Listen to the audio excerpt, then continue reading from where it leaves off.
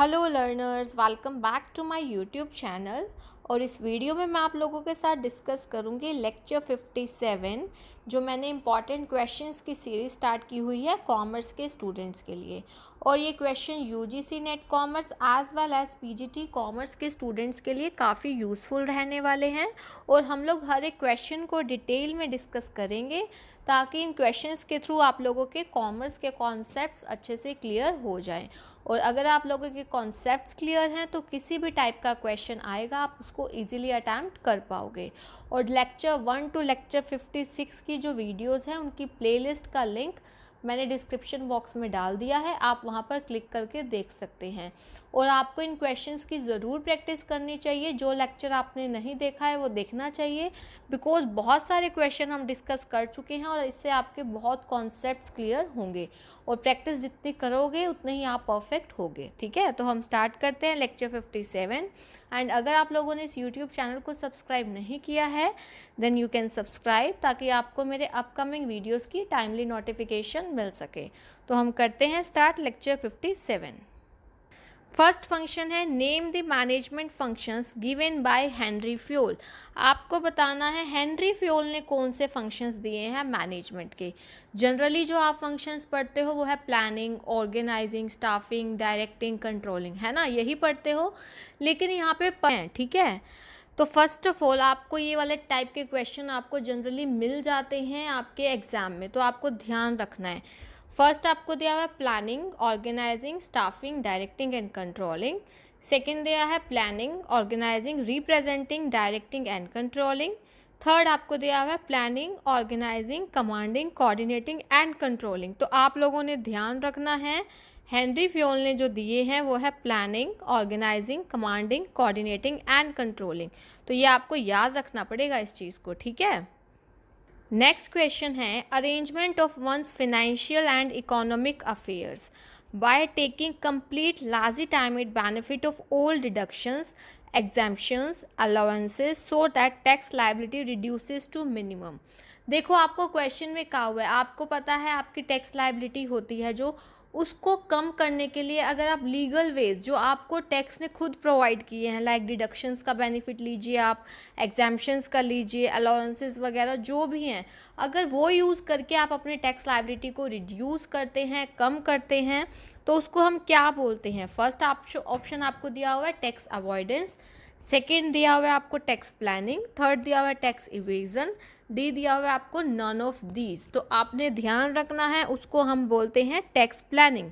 ठीक है, tax planning बोलते हैं। और ये अच्छी बात ही है कि आप डिडक्शंस, एग्जाम्पशंस का यूज़ कर रहे हो, तो हमारा आंसर होगा टैक्स प्लानिंग। लेकिन अगर हम बात करें टैक्स इवेजन की, टैक्स इवेजन क्या होता है, आप इलीगल वे यूज़ करते हो, तो वो चीज़ हमारी गलत हो जाती है। ठीक है, तो आपने इन टर्म्स में बिल्कुल भी कंफ्यूज नहीं होना है। ठीक है, नेक्स्ट क्वेश्चन है figure head role comes in which category of managerial roles given by Henry Mintzberg. आप देखो इस क्वेश्चन से आपको 3-4 क्वेश्चन लर्न हो जाएंगे। कैसे? फर्स्ट ऑफ ऑल आपको ये पूछा जाए हेनरी मिंड्स मतलब किसने दिया है मैनेजरियल रोल, तो आपका आंसर होगा हेनरी मिंड्सबर्ग। कितने दिए हैं याद रखना, 10 दिए हैं टोटल। ठीक है, मैं अभी आपको बताऊंगी सारे। और उसमें ना काफ़ी सारी कैटेगरीज हैं। देखो पहले मैं आपको बता ही देती हूँ, फिर हम लोग क्वेश्चन पे आएंगे। देखिए उन्होंने हेनरी मिंड्सबर्ग ने जो मैनेजरियल रोल्स के हैं 3 टाइप की मेन कैटेगरी दी है। एक हमारी है इंटरपर्सनल रोल, एक हमारी है इंफॉर्मेशनल रोल्स, एक है डिसीजनल रोल्स। ठीक है, अगर मैं बात करूं इंटरपर्सनल रोल्स की, तो उसमें उन्होंने बताया है एक है फिगर हेड, लीडर और इसमें है लाइजन। अब फिगर हेड में क्या होता है, फिगर हेड में फॉर एग्जांपल जो सिंबॉलिक नेचर के होते हैं, सेरेमनिक नेचर के, लाइक आप जो है अपने एम्प्लॉयज़ के सोशल फंक्शंस को अटेंड कर रहे हो। ठीक है, यानी कि फिगर हेड का रोल प्ले करते हो आप। फिर आता है लीडर। लीडर में आपको पता है कि आपको फॉलोअर्स हैं, आपको फॉलो कर रहे हैं। ठीक है, इंटरपर्सनल समझते हो ना, आपका साथ में दूसरे पर्सन से कैसा रिलेशन है। ठीक है, और लाइजन में ये होता है कि आप लिंक कैसे मेंटेन करते हो आउटसाइडर से। ठीक है, अदर यूनिट्स हैं, अपने यूनिट्स के जो अदर मेंबर्स हैं उनके साथ, तो ये सारा आ जाता है। फिर आता है आपका इंफॉर्मेशनल रोल्स। इंफॉर्मेशन रोल्स किससे रिलेटेड होंगे, इंफॉर्मेशन से। तो मॉनिटर में क्या होगा कि जो भी सारी नेसेसरी इंफॉर्मेशन है उसको अच्छे से मॉनिटर करना। ठीक है, अगर मैं बात करूँ डिसैमिनेटर की, डिसैमिनेटर का मतलब आप एम्प्लॉयज़ को वो इन्फॉर्मेशन प्रोवाइड कर रहे हो जो उन तक नहीं पहुंच रही है, तो आप उनको बताते हो। फिर आता है स्पोक्स पर्सन। अब स्पोक्स पर्सन में भी आप क्या करोगे, सारी इन्फॉर्मेशन जो है, जो भी नेसेसरी इन्फॉर्मेशन है उसको बारे में बताओगे, ठीक है, जिनको भी नीड है, डिफरेंट टाइप के स्टेक होल्डर्स होते हैं जिनका इंटरेस्ट होता है। फिर है डिसीजनल रोल्स। डिसीजनल रोल में उसको डिसीजंस लेने पड़ते हैं according to situations. First of all है एंटरप्रेन्योर। एंटरप्रेन्योर में होता है कि रिस्क से रिलेटेड उसको ये देखना होता है कि रिस्क से भी बचा जाए और अच्छे से अच्छे डिसीजंस लिए जाएं। डिस्टर्बेंस हैंडलर में क्या होता है, मान लो कोई भी डिस्टर्बेंस हो गई है, कोई भी खराबी हो गई है टूल्स में या किसी और चीज़ में डिस्टर्बेंस हो गई है, तो उसको कैसे हैंडल किया जाए। रिसोर्स एलोकेटर, आपको पता है जो भी रिसोर्सेज है उनका प्रॉपर एलोकेशन करना बहुत ज़रूरी है, तो इस रोल में वही करता है मैनेजर। और नेगोशिएटर, नेगोशिएशन समझते हो ना, आउटसाइडर्स के साथ नेगोशिएशन करना या सिचुएशंस के साथ, तो डिसीजन लेना प्रॉपर। तो अब आप लोगों ने ध्यान रखना है 10 रोल्स हैं, हेनरी मिन्सबर्ग ने दिए हैं, 3 मेन कैटेगरी हैं और किसमें कौन कौन से रोल आते हैं, ठीक है। अब हम आते हैं हमारे क्वेश्चन पे। Figure head roles comes in which category of manager roles. तो फिगर हेड हमारा रोल, तो जो हमारा फिगर हेड रोल है वो अभी मैंने आपको बताया इंटरपर्सनल रोल्स में आता है, ठीक है। आप इनको ध्यान से देखना, अगर किसी में फिर भी प्रॉब्लम है तो you can ask me in the comment section, okay. हाँ जी, नेक्स्ट क्वेश्चन देखिए, the nature of managerial book was written by. ये अगेन क्वेश्चन है, बुक से रिलेटेड काफ़ी इंपॉर्टेंट रहते हैं, तो आपको बताना है nature of managerial work book किसने लिखी है। फर्स्ट है हेनरी मिन्सबर्ग, सेकंड है पीटर एफ ड्रूकर, थर्ड है एफ.डब्ल्यू. टेलर, डी है नन ऑफ दिस। तो इसका आंसर आप लोग मुझे कमेंट सेक्शन में बताएंगे, ओके। नेक्स्ट क्वेश्चन है, the shares of a company are transferable in the manner provided in the dash of the company. यानी कि आपको पता है कंपनी के शेयर्स अगर ट्रांसफ़र करने हैं, ठीक है, तो वो किस तरीके से किए जाएंगे, किस में लिखा होगा। फर्स्ट है आपका शेयर सर्टिफिकेट, सेकंड है आर्टिकल्स ऑफ एसोसिएशन, थर्ड है मेमोरेंडम ऑफ एसोसिएशन, फोर्थ है प्रोस्पेक्टस। तो आपको ध्यान रखना है कि शेयर्स को किन तरीकों में ट्रांसफ़र किया जाएगा, that is provided in articles of association, okay. Next question है डिडक्शन से रिलेटेड, काफ़ी इंपॉर्टेंट रहते हैं डिडक्शन वाले क्वेश्चन आपके इनकम टैक्स में। तो आपको बताना है 80D की डिडक्शन किससे रिलेटेड है, ठीक है।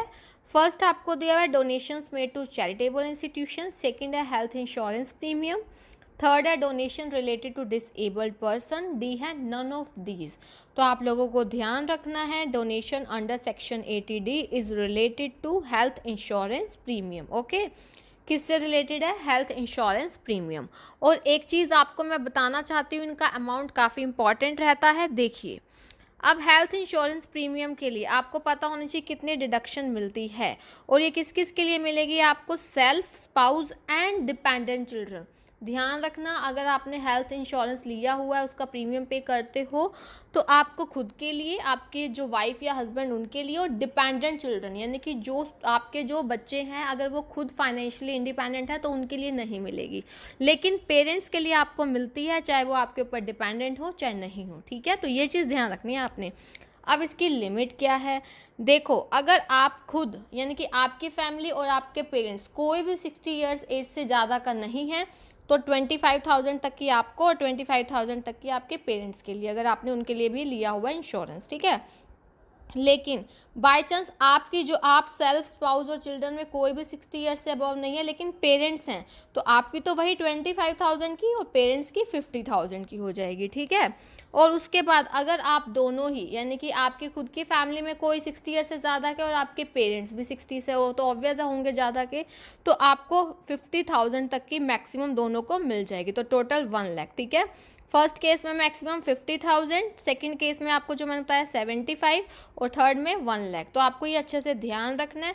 और इसके अलावा अगर आप प्रिवेंटिव हेल्थ चेकअप करवाते हो, प्रिवेंटिव हेल्थ चेकअप, तो मैक्सिमम 5,000 रुपीज़ की आपको वहाँ भी डिडक्शन मिलती है, इसके साथ ऐड करके 5,000 रुपीज़ तक की, ठीक है। ये चीज़ अच्छे से ध्यान रखनी है, इन पॉइंट्स को, काफ़ी इंपॉर्टेंट है ये, ठीक है।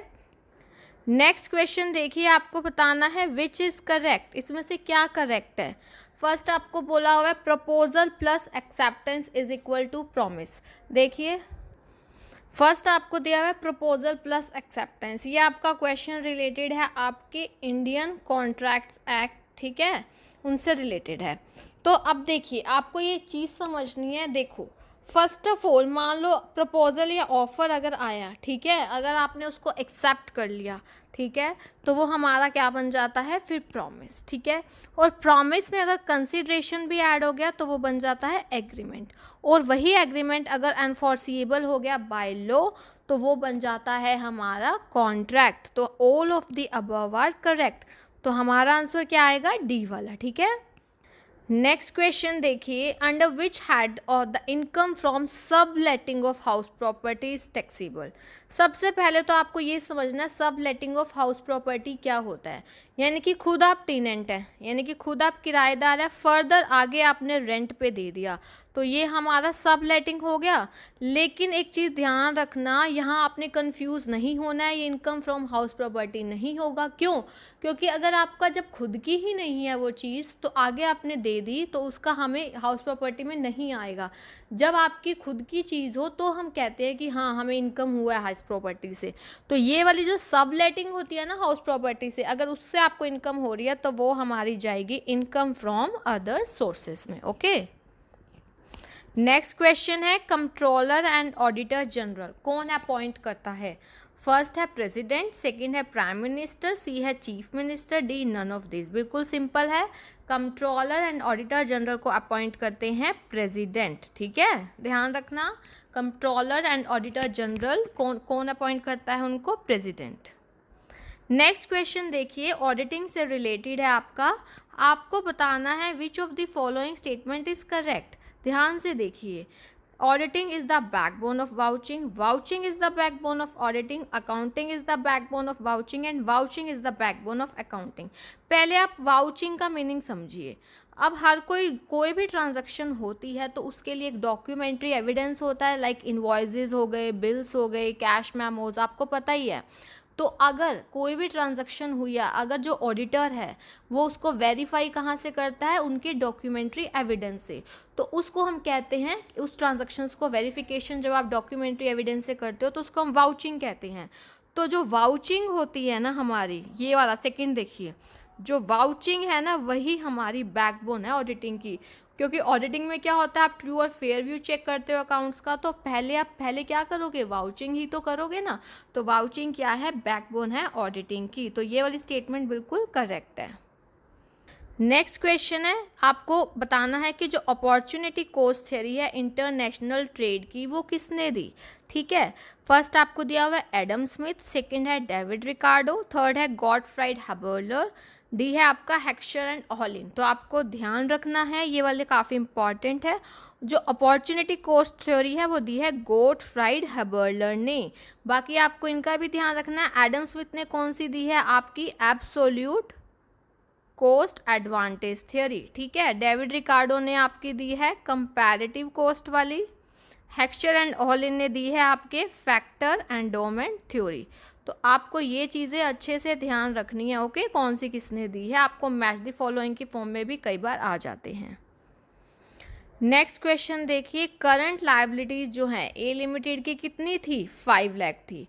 करंट रेशो उस टाइम था 2.5:1। आप उसके बाद क्या हुआ कि 70,000 क्रेडिटर्स को दे दिए और 30,000 डेटर से मिले। तो इसके बाद पेमेंट के बाद का रेशो क्या होगा। सबसे पहले हम 1 बाय 1 स्टेटमेंट को पढ़ते हैं, देखते हैं। अब आपको पता है कि क्या फॉर्मूला होता है करंट रेशो का, current assets by current liability, ठीक है। करंट एसेट्स हमें दी नहीं हुई, करंट लायबिलिटीज़ हमें दी हुई है 5 लाख की। तो इससे जो है आपकी करंट एसेट्स आ जाएंगी, 5 लाख इंटू 2.5 किया आपने, तो आपके पास कितना आ जाएगा, देखिए ये आपके पास आ जाएगा 12,50,000, ठीक है।